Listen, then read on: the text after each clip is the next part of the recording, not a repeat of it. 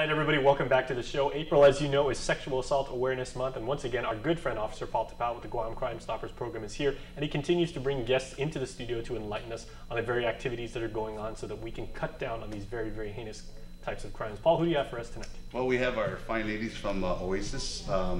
This is an NGO, or a non-government organization that's also service providers for the victims of sexual assault, and we would like to showcase what they offer and how they can help with the community. All right, so Sherry and Holly are here. Ladies, thank you so much. Thank you. Thank you. We're very honored to have you. So what services are offered by the Oasis Center, and who typically avails of them? And how are they, how did they come and meet up with? Is clients the right word, or, We use the word client. Okay. Yeah. Okay.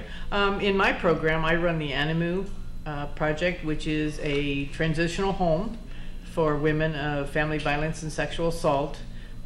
They can have their children with them. It's up to 2 years, and we try to get them to the point where they can live on their own, transition out of our house and on their own, making their own money.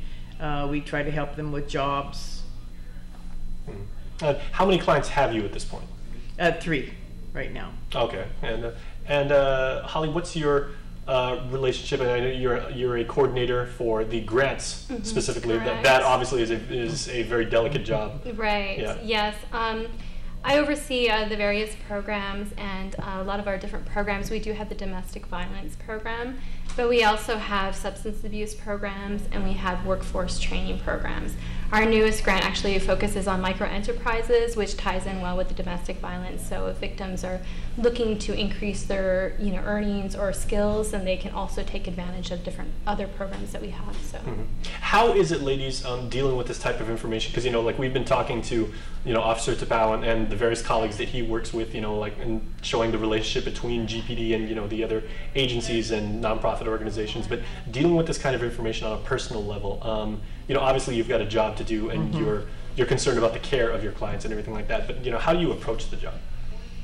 A lot of prayer. We're a faith-based, so that I think helps us out quite a bit. We do see,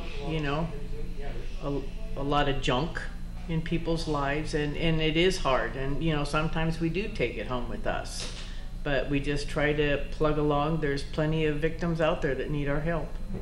Now, Holly, what's something that maybe the public, even if they're just like aware on a very baseline level about Oasis and the services it provides, what's one thing the community should know about you that they might not already?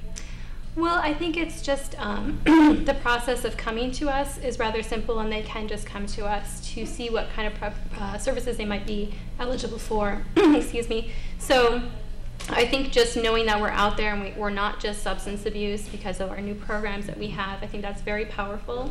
We do really incorporate holistically, the whole individual and all of the different services. So even in one of our substance abuse programs, it also includes children, women with children. So that's very important, just to say that we don't just look at recovery, we also look at everything that goes along with it, the stressors involved, and that could include domestic violence, it could include sexual assault, it could include other trauma. So, and that also incorporates in the job, industry, whereas women are sometimes very marginalized from income and earnings. So we really look at the entire individual and the entire situation and how to address that. Well, let's dovetail this now back to the fine boys in blue, and women, I should say.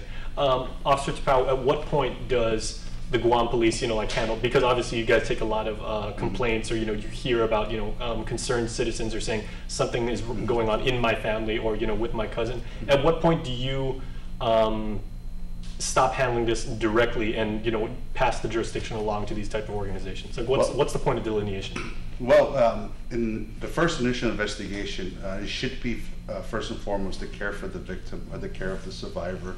And if we feel that the perpetrator is within the household or a member of the household, we would have to separate that. Sometimes it calls for breaking up the home.